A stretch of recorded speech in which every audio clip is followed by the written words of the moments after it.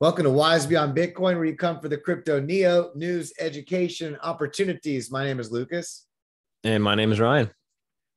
And And I want to welcome you back. Yeah, it's been a minute. You look a little darker, a couple shades darker. Yeah, been into well, Miami Bitcoin conference. I did get to enjoy some sun.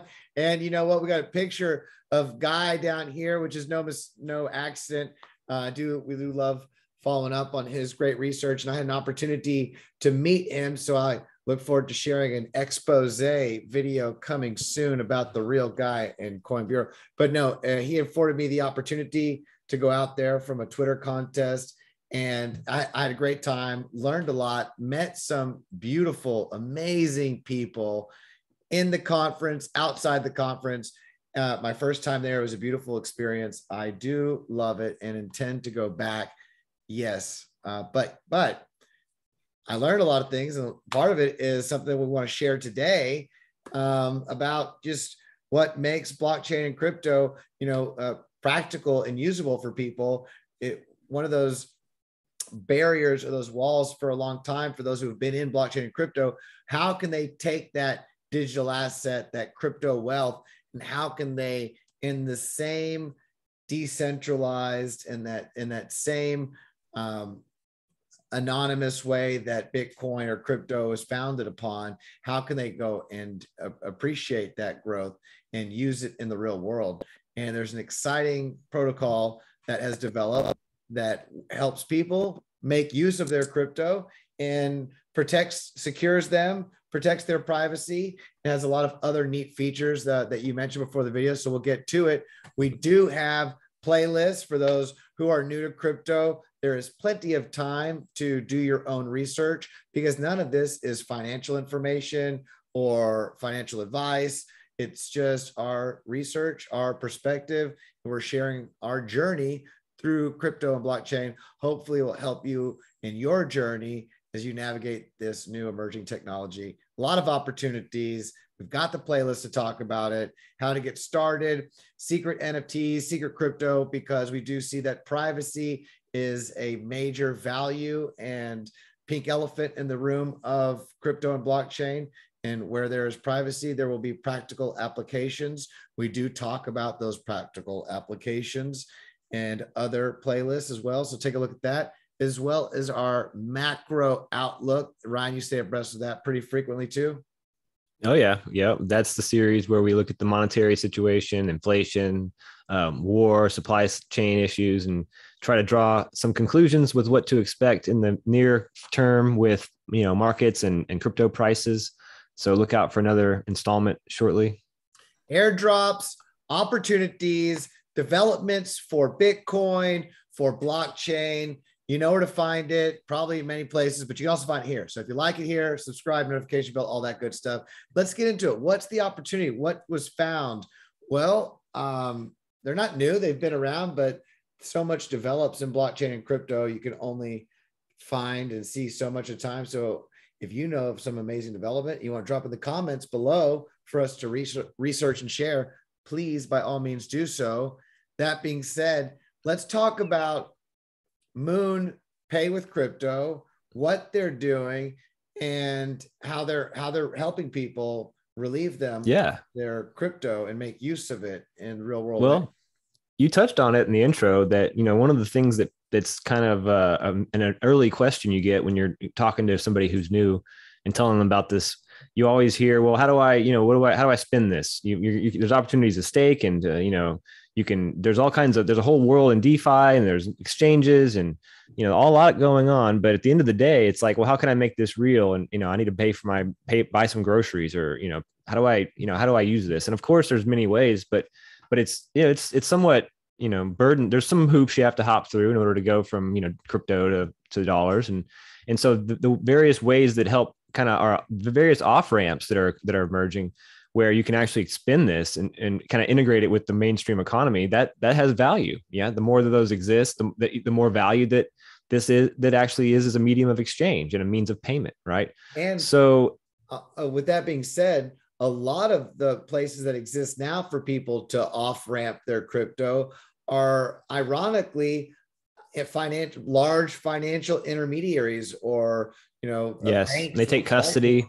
They take custody and require lots of information in order for you to participate and to be able, when the advent and the growth of crypto was from a decentralized manner. Right. It's a more centralized. So that's what's called for, is it's some kind of a means of payment that's decentralized, privacy preserving, and also is something that is easy to use and hopefully, relatively cheap, right? Where there's not a lot of fees. Because that's one of the problems with the crypto debit cards, that they make you pay fees for spending your own money, right? So of course that doesn't, make everybody. That's not something you want to do. So that's where, so in comes Moon, right? Moon pay with Moon, right? Here's the website. We'll have links below.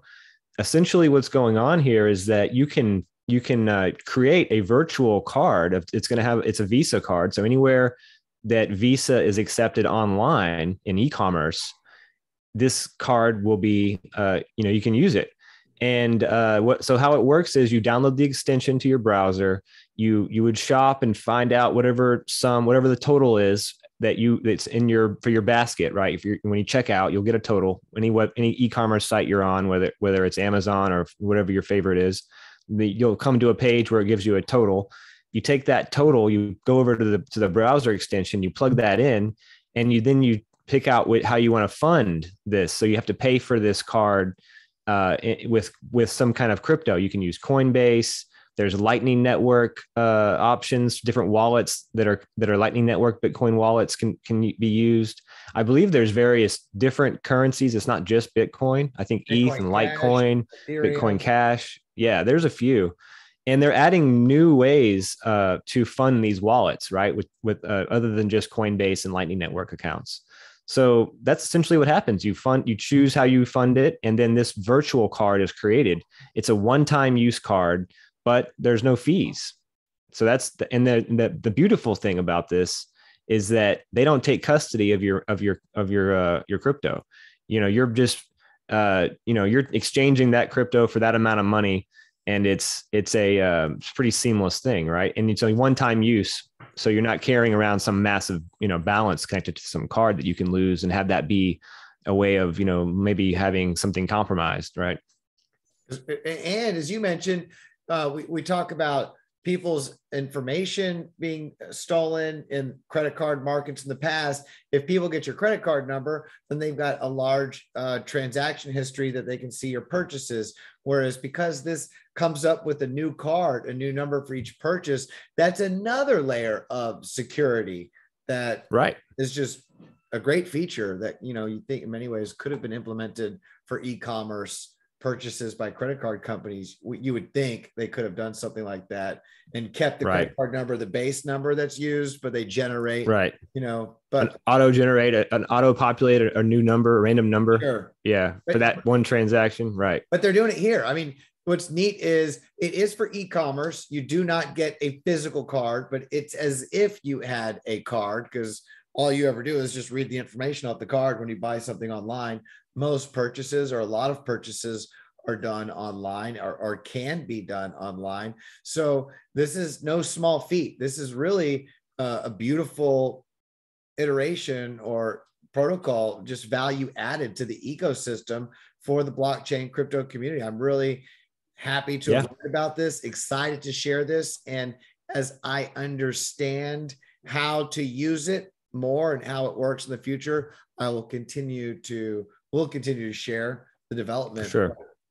Definitely. And I want to mention, we mentioned that it's not terribly invasive in terms of what's required for a user to sign up. It's hassle-free, and they don't require, all the ins and outs about your personal details. It's very limited in what you have to share, just to even engage in this, right? I think mainly a phone number and an email address is about all you really need, and some time to learn and understand how it works.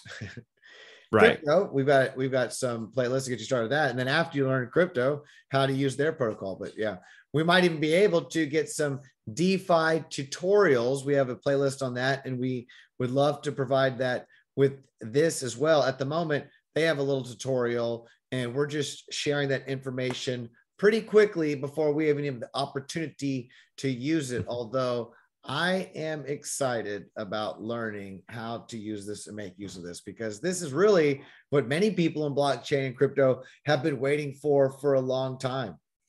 Right. Yeah. The sensible off ramp where you can, spend a little bit of your crypto and not have to, pay a bunch of fees or, trust a third party, right? Because the whole idea is decentralization. Right. So yeah, I love to see these kind of things. It's good for the ecosystem in general. We pretty much covered everything. We will leave this article below. Is there something else from this article you wanted to mention? No, I mean, we'll leave the links. I don't think there's too much more there that we didn't touch on. Make sure you follow them on Twitter. They're very active, and we will leave the link for their article and their website. And until the next time, have a beautiful day and namaste, y'all. Thank you.